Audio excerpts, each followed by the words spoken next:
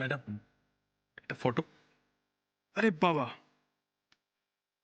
আপনাকে তো পুরো ফিরকি লাগছে। ধ্যাৎ,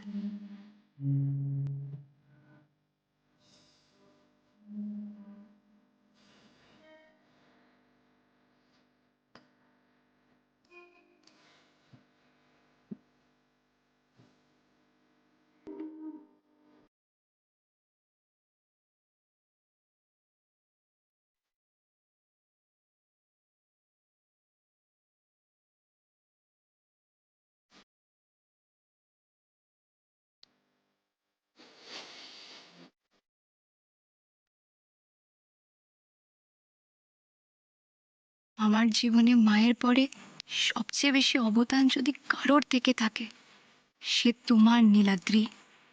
তুমি আমার জন্য অনেক করেছো, অনেক। আমি কখনো ভুলবো না সেসব। তোমার মতো বন্ধু পাওয়া ভাগ্যের ব্যাপার। তোমার জন্য আমি সব করতে পারি নীলাদ্রি, সব।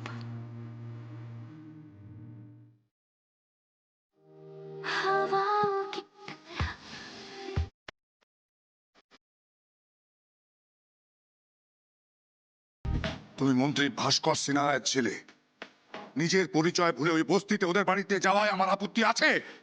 এত দূরত্ব, এত ভেদাভেদ কিভাবে দূর করব আমি? গড। ঘুমিয়ে পড়েছিস দাদা ভাই?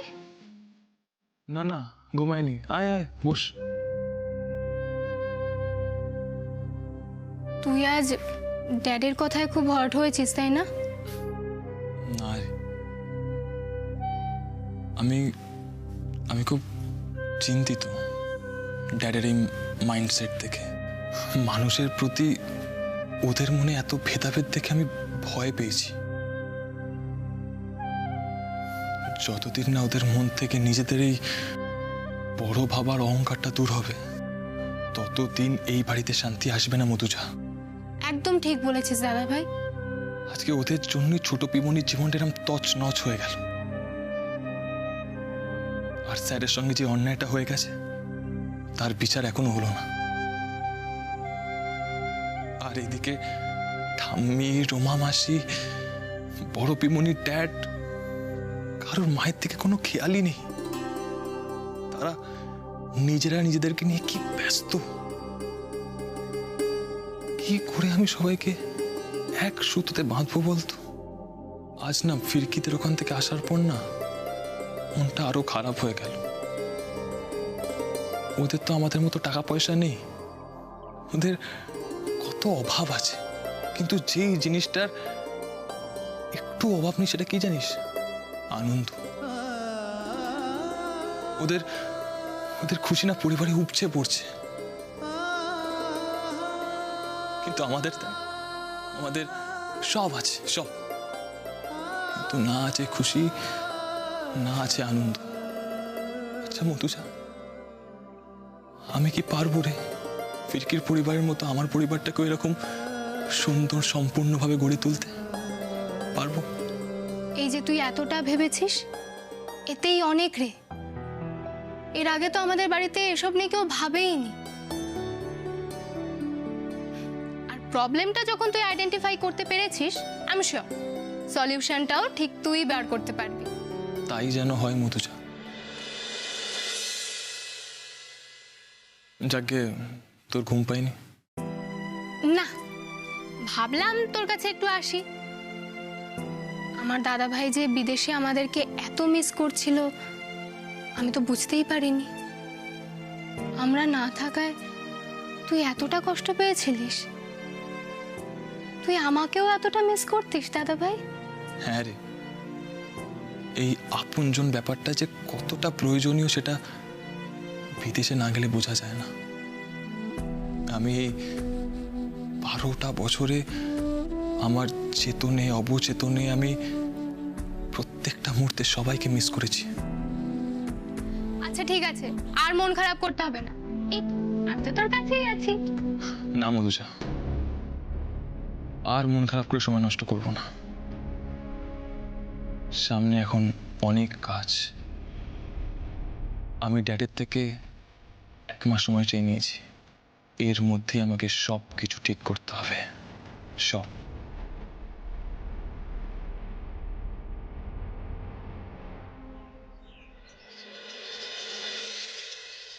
শোন, এত বড় একটা জায়গায় যাচ্ছিস প্রথমবার, এত তাড়াহুড়ো করিস না তো, একটু ধীরে সুস্থে যা। 10টার মধ্যে ল ফার্মের ডেস্কে রিপোর্ট করতে বলেছে, সেই জন্য তো এত তাড়াহুড়ো করছি। এমনিতে অনেক দেরি হয়ে গেছে, আমি আসি। হ্যাঁ, আচ্ছা নাড়া, আবার কি হলো? ছাতাটা বরং নিয়ে যা, কখন যে বৃষ্টি চলে আসে। নে ভর। সব দিকে খেয়াল আছে না তোমার? সময় মতো খেয়ে নিও। আমি এবার আসি।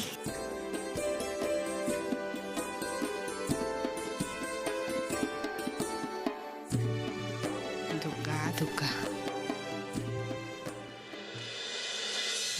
Good morning dad. মর্নিং। এত সকাল সকাল কোথায় চললে? স্যারের সাথে দেখা করতে। স্যার? কোন স্যার নীলাদ্রি?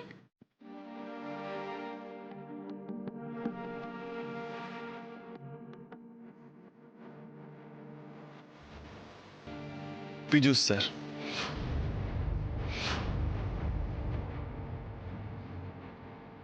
হোয়াট? আরে ওই ড্রাগ ডিলারটা এখন জেলে। রুমা মাসি। এইভাবে রিয়াক্ট করো না নীলাদ্রি। একজন নির্দোষ মানুষকে ড্রাগ ডিলার বললে আর কিভাবে রিয়াক্ট করবো রুমা মাসি? দেখো রুমা মাসি, তোমরা যাই বলো না কেন আমি জানি স্যার এরকম কিচ্ছু করতে পারে না। স্যারকে ফাঁসানো হয়েছে।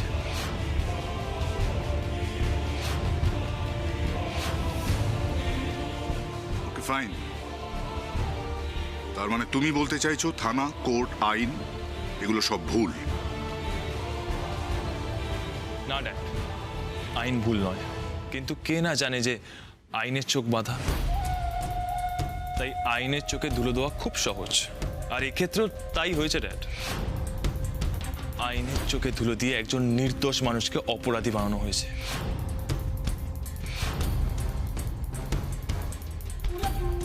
তুমি তখন ছোট ছিলে নীলাদ্রি, কিছুই তো জানো না। কোন যুক্তির ওপর ভরসা করে এই কথাগুলো বলছো তুমি? যুক্তি নয় ড্যাড, বিশ্বাস। আমি বিশ্বাস থেকে বলছি, তাই তো এত জোর গলায় বলতে পারছি স্যার নির্দোষ। এবার আমি আসি ড্যাড, নাহলে ভিজিটিং আওয়াজের সময় শেষ হয়ে যাবে। দাঁড়াও।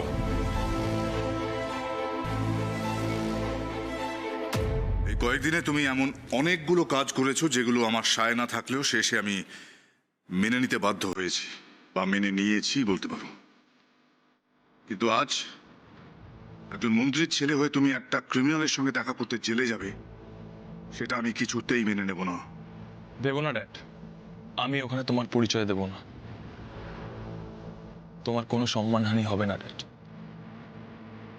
কিন্তু তুমি আমায় বারণ করো না ড্যাড, আমি তোমার এই কথাটা রাখতে পারবো না। আমি আজ স্যারের সাথে দেখা করতে যাবই। তোমাদের চোখে সেই মানুষটা অপরাধী, কিন্তু আমার চোখে তো তিনি একজন অত্যন্ত গুড হিউম্যান বিং এবং চক্রান্তের শিকার। এই 12 বছরে তোমরা সেই ব্যাপারে নিজেদের চোখ বন্ধ করে থাকলেও আমি তো সেটা পারবো না ড্যাড। আর যে করেই হোক সত্যিটা আমি তো খুঁজে বের করবই। সত্যিটা এবার সবার সামনে আসা দরকার।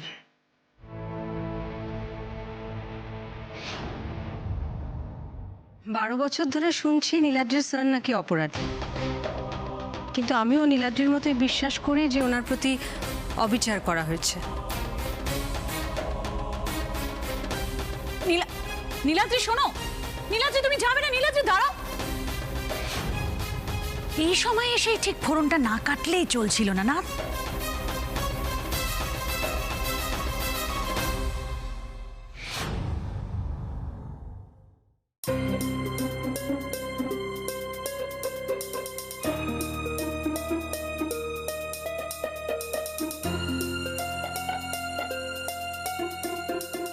ওটা ফিরকি না?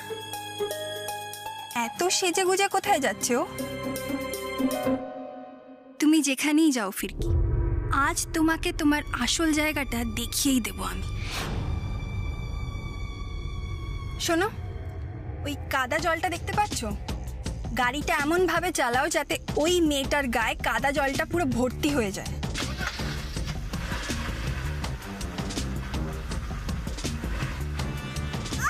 আরে দেখে চলতে পারো না?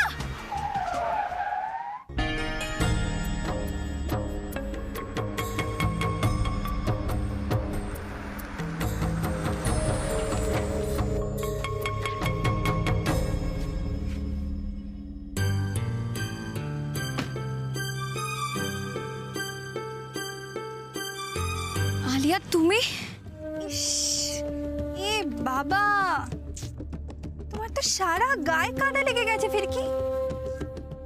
আরে আমারই গাড়িতে হলো না। I am really very sorry Phirki. তুমি নিশ্চয়ই কোনো দরকারি কাজে যাচ্ছিলে। কি হলো বলো তো? তোমাকে তো একদম ঝোড়ো কাকের মতো দেখাচ্ছে। এই নামো, বাইরে এসো। ওর জামা কাপড়ের কি অবস্থা করেছো দেখেছো? আচ্ছা, তুমি যে গাড়ির সিটে বসে আছো, তো রাস্তা দিয়ে যারা যাচ্ছে তাদেরকে কুকুর ছাগলের মতো ট্রিট করতে হবে নাকি? আচ্ছা, তোমার তো মাথায় রাখা উচিত যে সবার গাড়িতে চড়ার ক্ষমতা থাকে না। এবার থেকে দেখে গাড়ি চালাবে, ঠিক আছে? যাও গাড়িতে গিয়ে বসো।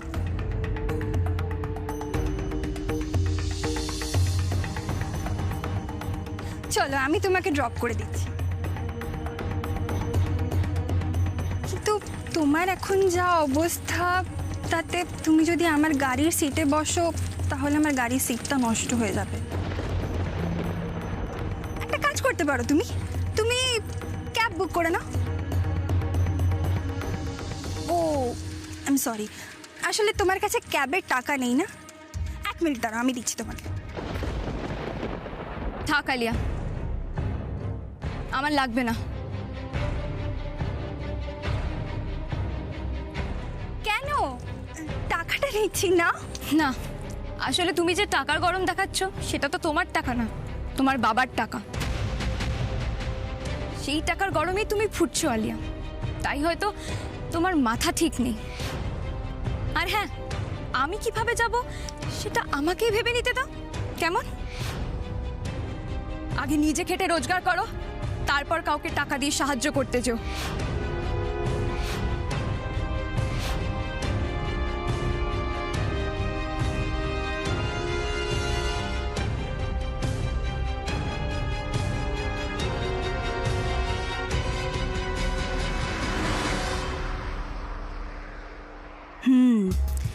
আমার সাথে লাগতে এসেছিল, দিয়েছি ভূত বানিয়ে। যতবার নীলাদ্রির কাছে আসার চেষ্টা করবি, আমি এইভাবেই তোকে কাদায় ফেলবো। ইস, এইভাবে কেউ মানুষের ক্ষতি করতে পারে? আমার যে পুরো শাড়িটাই খারাপ হয়ে গেল। এই অবস্থায় আমি ফার্মে কিছুতেই যেতে পারবো না। আমি ওনাদেরকে একবার ফোন করে জানিয়ে দিই।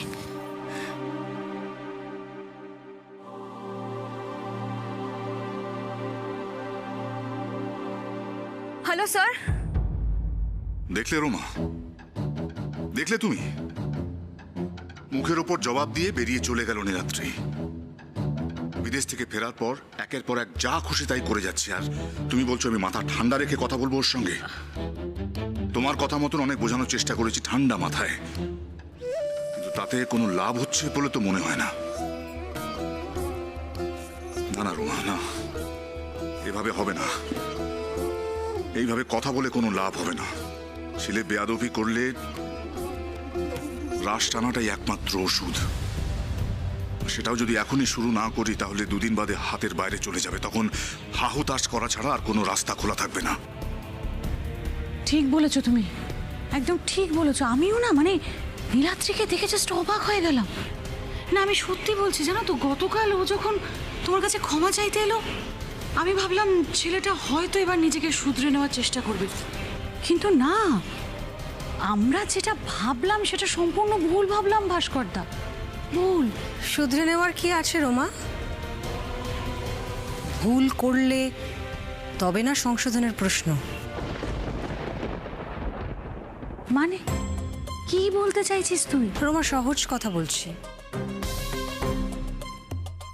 যারা সত্যিটাকে স্বীকার করতে জানে তাদের নিজেকে শোধরানোর প্রয়োজন পড়ে না, বরং তারা খুব সহজভাবে অন্যের চোখের ওপর চোখ রেখে সত্যিটাকে বলতে পারে।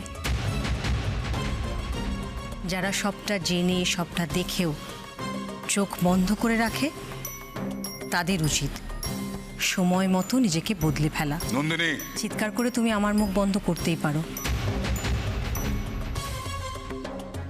কিন্তু সত্যিটাকে কি করে চাপা দেবে? সত্যি তো একদিন না একদিন প্রকাশ পাবেই। আর আমার কি সে ভালো লাগছে বলো তো? সেটা হবে আমার ছেলের হাত ধরে।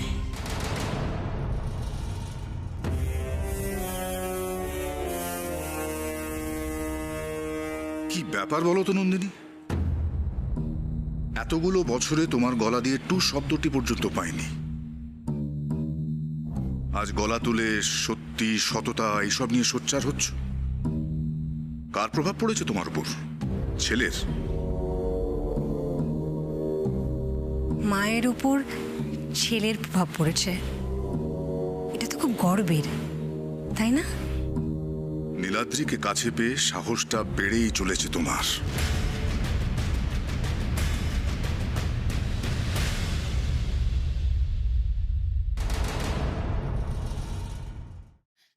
আরে তোর এই ফার্মে যা আর কি হবে? আজ আর হবে না মা, ফোন করেছিলাম, আগামী সপ্তাহে ওনারা ফোন করে আসতে বলেছেন, কিন্তু তাতে ওনারা কতটা এন্টারটেইন করবেন জানি না। আজ রেট দিয়েছিল আর আমি নাকি আজই যেতে পারলাম না।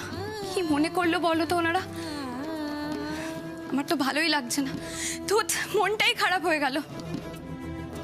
এই বড়লোকের ছেলে মেয়েগুলো আমাদের মতো গরিবদের ক্ষতি করতে পারলেই যেন খুশি, যেন একটা মজার খেলা। না না মা, ওইসব বড় লোকেদের দোষ দিয়ে কোনো লাভ নেই। নীলাদ্রি, মধুজা দেখিস নি ওদের? কত বড় লোকের সব ছেলে মেয়ে, স্বভাবটা দেখেছিস? আসলে সব নিচু মানসিকতার পরিচয়, স্বভাব মানুষ কোনোদিন ছাড়তে পারে না। তুই আর এসব নিয়ে মন খারাপ করিস না, জামা কাটা ছেড়ে একটু চান কর, দেখবে ভাল লাগবে। যা। হ্যাঁ আমি যাই। তুই কি চাস বলতো দি ভাই? নীলাদ্রি ভাস্করদার বিরোধিতা করুক, নিজের বাবার বিরোধিতা করুক? এই যে এত নেম ফেম প্রসপারিটি সব ছেড়ে ছেলেটা রাস্তায় গিয়ে উঠুক, তাই তো? তোর তো উচিত নীলাদ্রিকে এমন ভাবে গড়ে পিঠে মানুষ করা যাতে ভাস্কর তাকেও সম্মান করতে পারে। তোর তাই মনে হয়? তাহলে আমি তোর ভুল ভাঙার ব্যর্থ চেষ্টা করব না। আর কে কি ভাবে আমি জানি না রোমা, কিন্তু ঈশ্বর জানেন আমি চাই না নীলাদ্রির সঙ্গে ওর বাবার কোনো রকম ভুল বোঝাবুঝি হোক। তোরা ভুলে যাচ্ছিস আমার ছেলে বড় হয়ে গেছে, নীলাদ্রি আর বাচ্চা নেই। যা দেখছে যা শুনছে চারপাশে তারই প্রভাব পড়ছে ওর ওপর। আর এতে যে আমরা দিনের পর দিন অপমানিত হচ্ছি সেটা বুঝতে পারছিস না? না, বুঝতে পারছি না, আমি বুঝতে পারছি না। কারণ আমি মনে করি ভালোবাসা, সম্মান এগুলো জোর করে আদায় করা যায় না। অহংকার, পয়সা এসব দিয়ে পাওয়া যায় না, ওগুলো অর্জন করতে হয়। তুমি ঠিক কথাবার্তা আমাকে বলছো তুমি? তাত্ত্বিক কথাবার্তা আমাকে বলতে এসো না নন্দিনী। আমি জানি কি দিয়ে কি হয়। পকেট যখন গড়ের মাঠ হয়ে যায়, সংসারে যখন টান ঢোকে, অভাব ঢোকে, তখন ভালোবাসা নয় জানলা দিয়ে পালায়। কি যেন বললে তুমি? সম্মান অর্জন। সম্মান অর্জন। আজ আমি যদি এই জায়গায়, এই পজিশনে না থাকতাম, তাহলে তুমি আর তোমার ছেলে মেয়েগুলো যেরকম বিলাসবহুল জীবনযাপন করো করতে পারতে? পারতে করতে?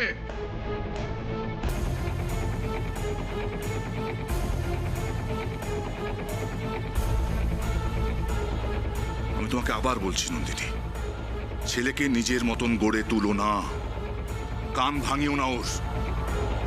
এতগুলো বছরে এ বাড়িতে থেকেও তোমার মানসিকতা নিচু তোলা রয়ে গেল।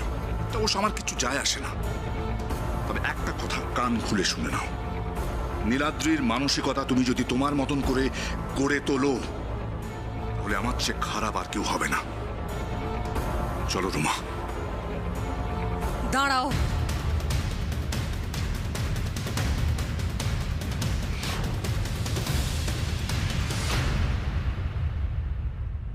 আসতে পারি? এই সময় আবার কে এলো রে বাবা?